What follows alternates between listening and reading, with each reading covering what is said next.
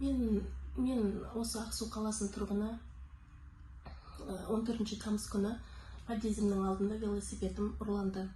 Сол велосипедім жөнінде осы Ақсу қаласының полиция бөліміне өтініш жазуға бардым.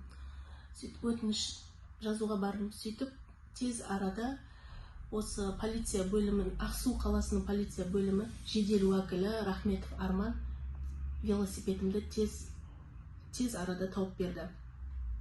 Сол велосипедімді тауып берген Рахметов Арманға Ақсу қаласының полиция бөлімі жедел уәкілі Ахметов Арманға алғысымды айтқым келеді. Алғысым шексіз. Рахмет.